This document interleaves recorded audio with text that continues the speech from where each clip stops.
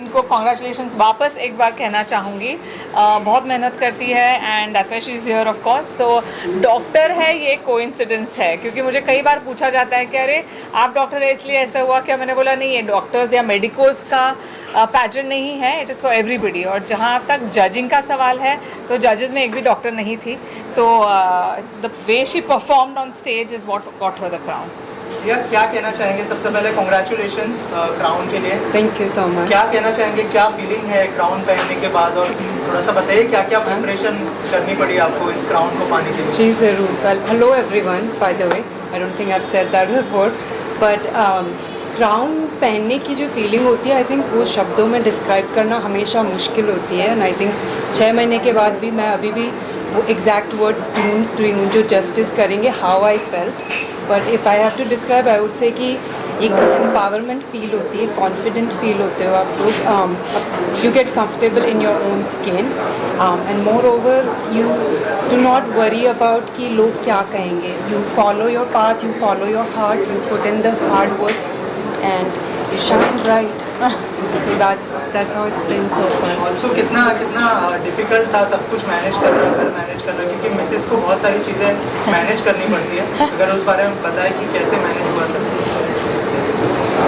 Thank you. Difficult तो होता ही है, बिकॉज आई थिंक आप सब लोग देखते होंगे मैरिड वुमेन जो काम भी करती है, बच्चे भी रेस करती हैं और भी बहुत सारी चीज़ें करती है। सो आई वुड नॉट से कि डिफ़िकल्ट नहीं होता है, बट कहीं ना कहीं अगर आपके करने की इच्छा है, अगर आप पैशनेट हो, हार्ड वर्किंग हो, सो आप बैलेंस कर लेते हो। सो प्रिपरेशन करना हार्ड था, बट मैंने जो भी मुझे एक्स्ट्रा टाइम मिलता था घर के काम के बाद या फिर क्लिनिक के बाद, I use to dedicated to my marvellous preparation.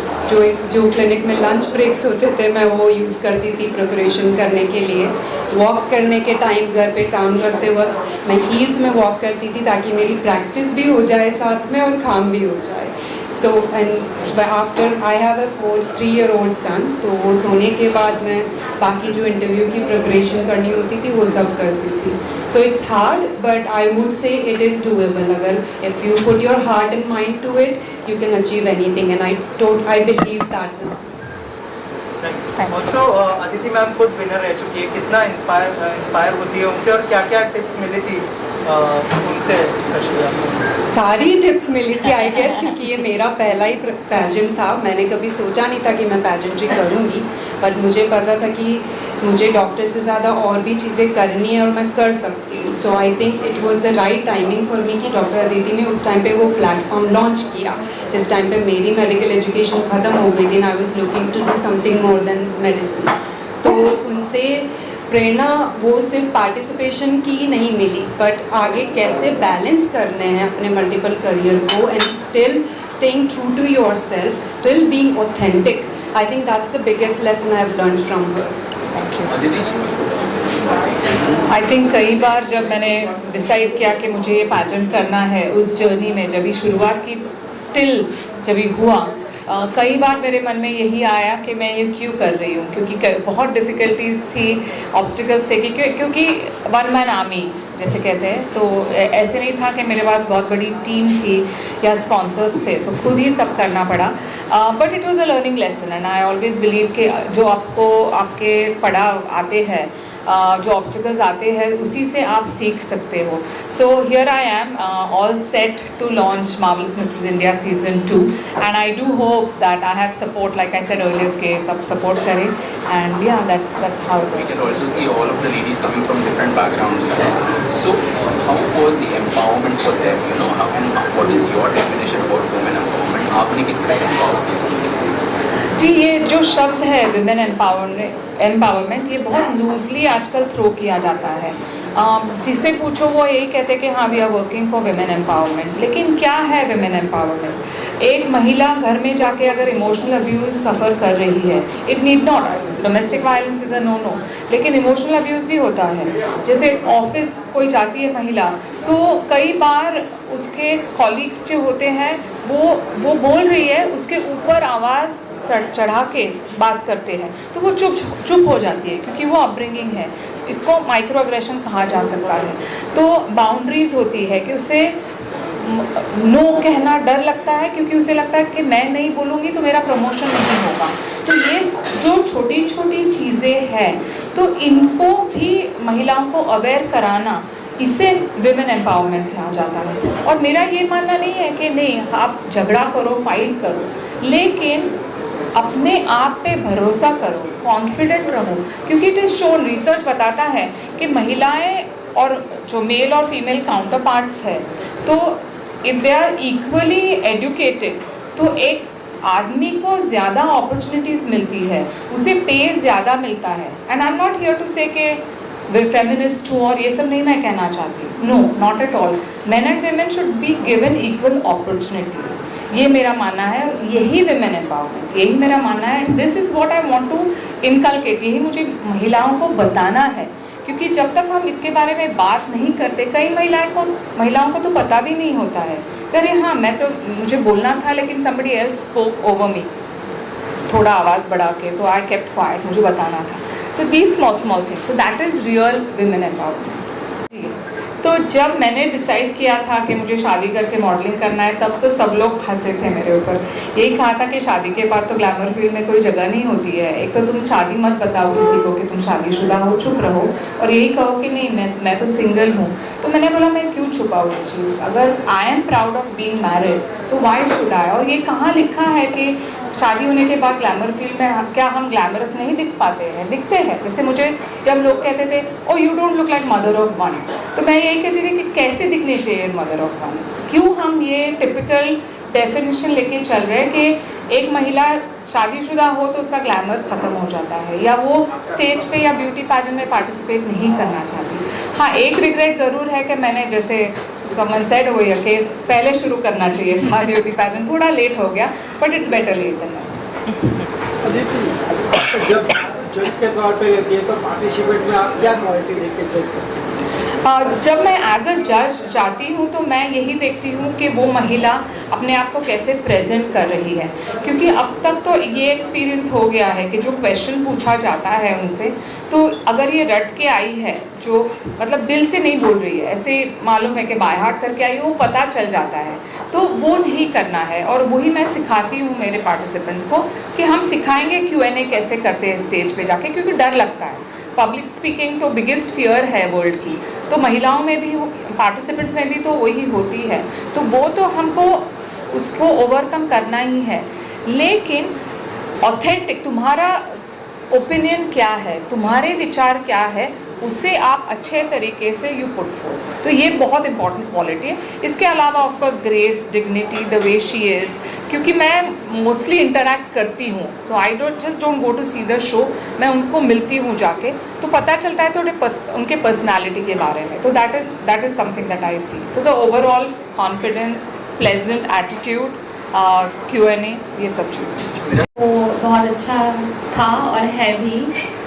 और मैं अभी भी कनेक्टेड हूँ उन सब से इन अ व्हाट्सएप ग्रुप। और डिफरेंस ये था कि आई थिंक अराउंड 80 कंट्रीज से पार्टिसिपेंट्स आए थे, सबका कल्चर अलग अलग है, सब अपने लैंग्वेज अलग लेके आए थे। बहुत सारे पार्टिसिपेंट्स को इंग्लिश भी नहीं आती थी, और चाइना में था तो चाइनीज़ को इंग्लिश नहीं आती है, तो मेरी साइन लैंग्वेज आ गई मुझे थोड़ी पहले से।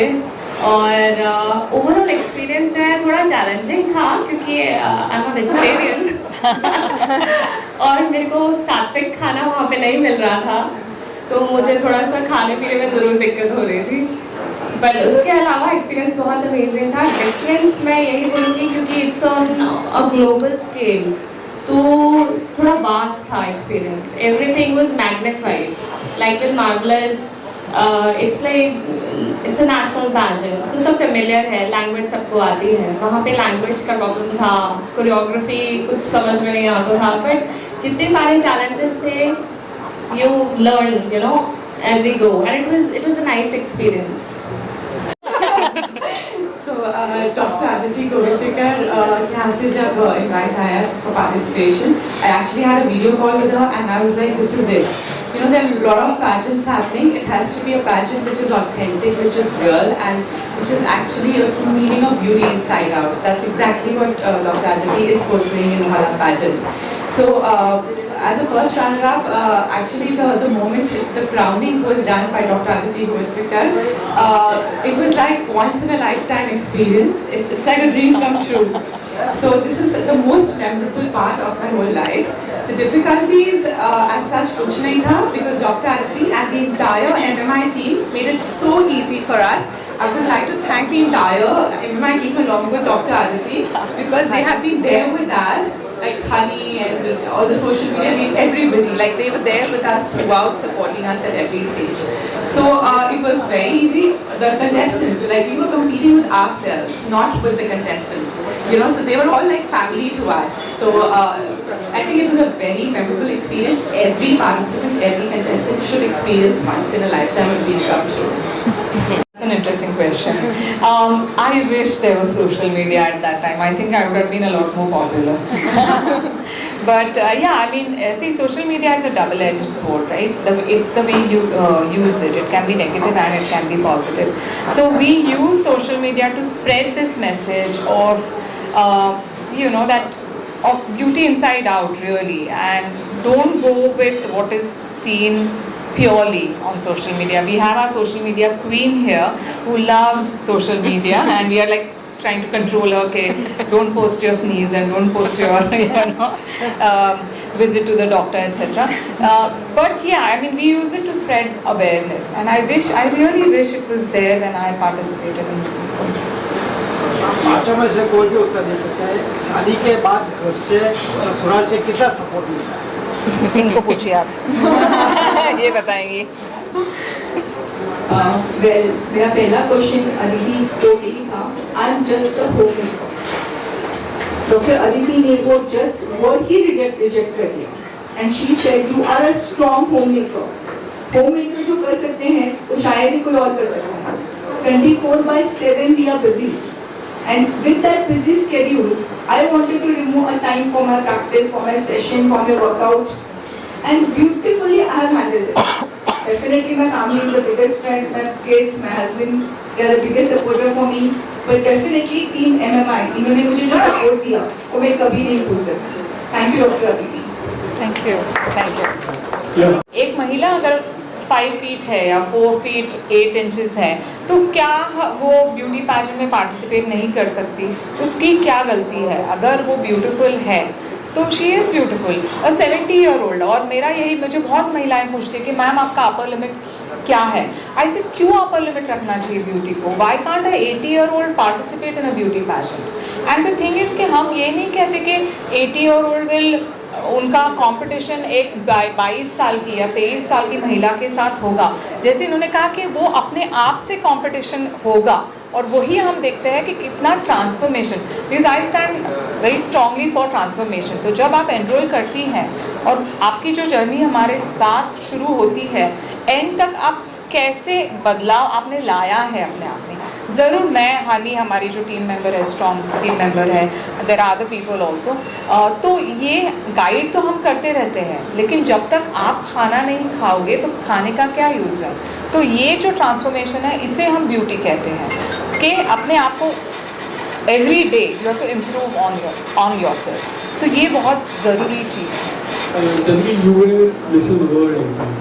एंड हमने अक्सर देखा था कि शादी के बाद एक बहुत सारे कमिटमेंट हो जाते हैं, फैमिली, बच्चे और उससे, तो बहुत बार हमारी जो ड्रीम रहता है या उम्मीद होती है, वो इनफैक्ट एक फैमिली में वक्त निकल जाता है.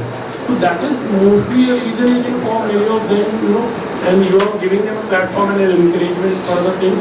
And second is like Miss India, Miss Marvel भी होगा एक्चुअली, कि अभी आप सिर्फ ओनली मिसेस मैं अभी फोकस मिसेस पे ही रखूँगी क्योंकि मिस के लिए तो ठीक है, I mean there are other pageants, of course Mrs के लिए भी है, लेकिन I feel very strongly for Mrs category. क्योंकि जैसे आपने कहा कि फैमिली लाइफ में बच्चों की देखभाल करने में बहुत टाइम निकल जाता है, एक महिला अपने आप को भूल जाती है. और जब मैं बड़ी हो रही थी, मैंने यही देखा था कि अगर घर में कुछ अच्छी चीज़ आती है, मिठाई आती है, तो माँ हम लोग को देती थी, खुद नहीं खाती थी. तो मिठाई नहीं खाती थी, वो अच्छी बात है, she is touch wood very healthy. But what I am saying is कि अपने आप को सेल्फ केयर जो होती है वो भूल जाते हैं, अपनी आइडेंटिटी भूल जाते हैं. किसी की वाइफ, किसी की माँ, हु आर यू? और ये जब एहसास होता है, देन इट्स टू लेट.